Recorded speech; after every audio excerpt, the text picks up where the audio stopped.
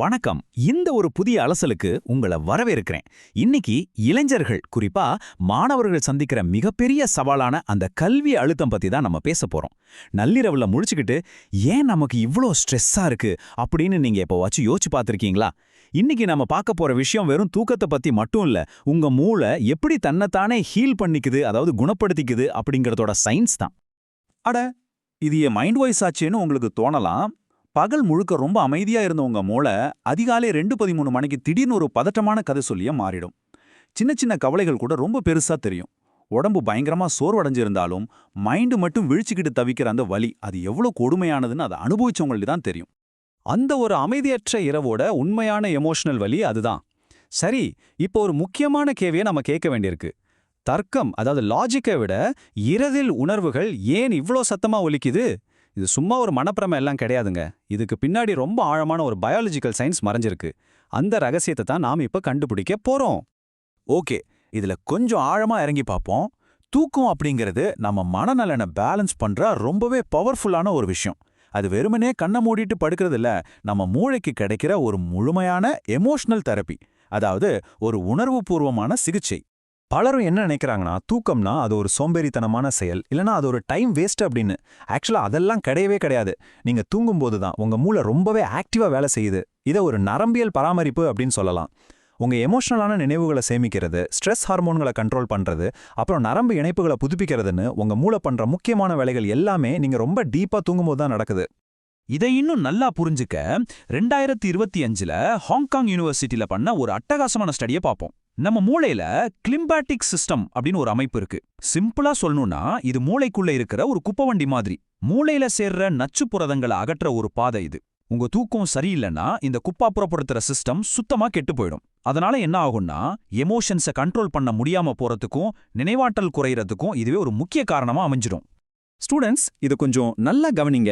March 2026ல California university, அதாவது UC பெர்க்லில ஒரு புதிய மெக்கானிசத்தை கண்டுபிடிச்சிருக்காங்க. அதுக்கு பேரு ஸ்லீப் ஸ்விட்ச். நீங்க ஆழ்ந்து தூங்கும்போது ஆன் ஆகிற இந்த ஸ்விட்ச் வளர்ச்சி ஹார்மோன்களை முறைப்படுத்துறது மட்டும் இல்லாம உங்க காக்னிட்டிவ் பிரெயின் பவர், அதாவது மூளைத்திறனை நேரடியாகவே பூஸ்ட் பண்ணுது. சோ தூக்கம்ங்கிறது டைம் வேஸ்ட் இல்ல, அதுதான் உங்களோட மன உறுதிக்கும் கல்வித்திறனுக்கும் தேவையான மிகப்பெரிய டிரைவர். இந்த ரெண்டு முக்கியமான ரீசர்ச்சையும் ஒன்னா வச்சு பார்த்தா நமக்கு ஒன்னு ரொம்ப தெளிவா புரியும். ஒரு பக்கம் ஆழ்ந்த தூக்கம் உங்க மூளைய பலப்படுத்துது, இன்னொரு பக்கம் தூக்கமின்மை மூளையில நச்சுக்களை சேர்க்குது. இந்த கடுமையான அகாடமிக் பிரஷரை நீங்க சமாளிக்கணும்னா தரமான தூக்கத்துக்கு முக்கியத்துவம் கொடுக்கறது பயாலஜிக்கல் ரீதியா எவ்வளோ அவசியம்னு இப்போ உங்களுக்கு புரியுதா? இங்க ஒரு மிகப்பெரிய கட்டுக்கதையை நாம உடைச்சாகணும். நான் கரெக்டா 7 மணி நேரம் தூங்குறேனே, அது பத்தாதா அப்படின்னு நிறைய பேர் கேட்குறாங்க. ஆனா நீங்க பெட்ல எவ்வளோ நேரம் படுத்திருக்கீங்க அப்படிங்கிறத விட அந்த தூக்கம் எவ்வளோ தரமானதா இருந்துச்சு அப்படிங்கிறது தான் இங்க மேட்டர். படுத்த உடனே எவ்வளோ சீக்கிரம் உங்களுக்கு தூக்கம் வருது, உங்க மூளை எவ்வளோ சீக்கிரமா அந்த டீப் ஸ்லீப் ஸ்டேஜுக்கு போகுதுங்கிறத பொறுத்து தான் தூக்கத்தோட தரமே இருக்கு. அப்போ நிறைய தூங்குனா நல்லதா? அதுவும் இல்ல. 2025ல யூடி ஹெல்த் நடத்தின ஒரு ஸ்டடியில ரொம்பவே ஆச்சரியமான ஒரு தகவல் வெளியாச்சு. மனச்சோர்வு, அதாவது டிப்ரெஷன் சிம்டம்ஸ் இருக்கிறவங்க 9 மணி நேரத்துக்கும் மேல அதிகமா தூங்குனா அது உங்களோட அறிவாற்றலை இன்னும் மோசமாக்கிடுமா? நம்ப முடியலல்ல, ஆனா அதுதான் உண்மை. அளவான தரமான தூக்கம்தான் ரொம்ப ரொம்ப முக்கியம். இது ஒரு பயங்கரமான சைக்கிள்.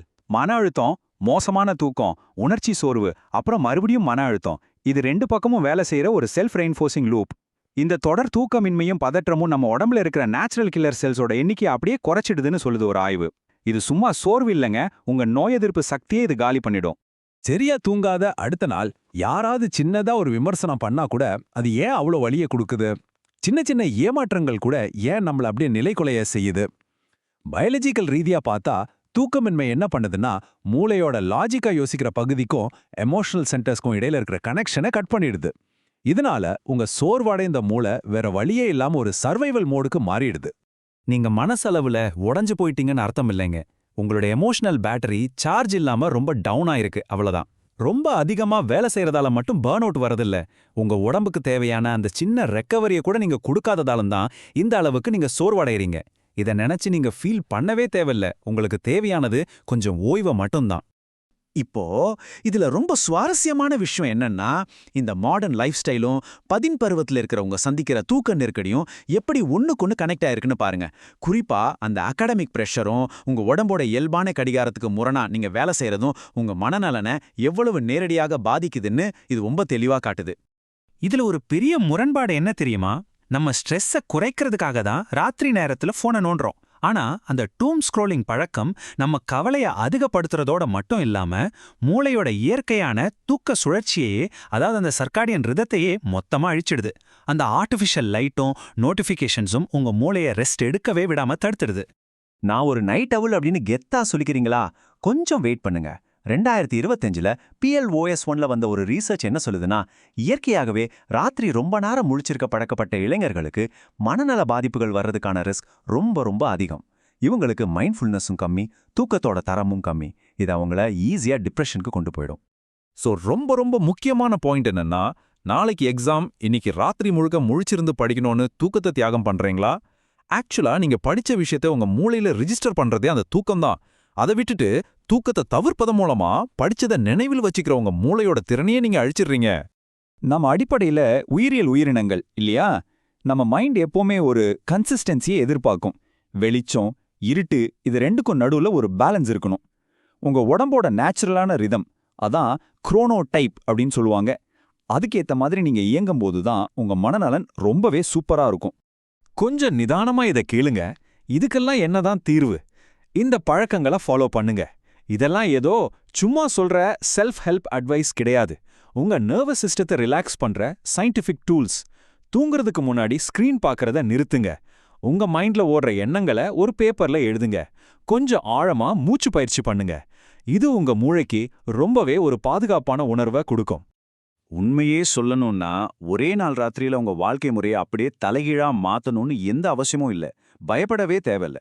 ஒரு நல்ல தூக்கம் வேணும்னா தினமும் ராத்திரி உங்க மூளைக்கு நீங்க தொடர்ந்து கொடுக்குற சின்ன சின்ன அமைதியான சிக்னல்ஸ் தான் முக்கியம். அந்த லைட்டை ஆஃப் பண்றது, கரெக்டான டைம்க்கு படுக்கிறது, இந்த மாதிரி சின்ன விஷயங்களே பெரிய மேஜிக் பண்ணும். எப்பவுமே எதையாவது செஞ்சுக்கிட்டே இருக்கணும், ஓடிக்கிட்டே இருக்கணும்னு சொல்ற இந்த உலகத்துல தூக்கம் மட்டும்தான் நமக்கு ஒரு விஷயத்த ஞாபகப்படுத்துது. எந்த ஒரு எதிர்பார்ப்பும் இல்லாம அமைதியா இருக்கும்போது தான் உண்மையான ஹீலிங் நடக்குது. உங்க மென்டல் ஹெல்த்துக்காக நீங்க செய்யக்கூடிய ரொம்ப சிறந்த விஷயம் எந்த ஒரு புது ப்ரொடக்டிவிட்டி ஹேக்கையும் தேடாம இன்னைக்கு ராத்திரி கொஞ்சம் சீக்கிரமா படுக்கைக்கு போறது தான். இப்போ உங்களை நீங்களே ஒரு கேள்வி கேட்டுக்கோங்க. உங்க பயாலஜிக்கல் தேவையை விட அந்த அகாடமிக் பிரஷருக்கு தான் இன்னமும் முக்கியத்துவம் கொடுக்க போறீங்களா? இல்ல இன்னைக்கு ராத்திரியாவது உங்க மைண்டை கொஞ்சம் ரெஸ்ட் எடுக்க விட போறீங்களா? உங்க மன உறுதியை மீட்கிற அந்த பயணம் இன்னைக்கு ராத்திரி உங்க பெட்ரூம்ல இருந்து தான் ஆரம்பிக்குது. கண்டிப்பா இத பத்தி யோசிங்க.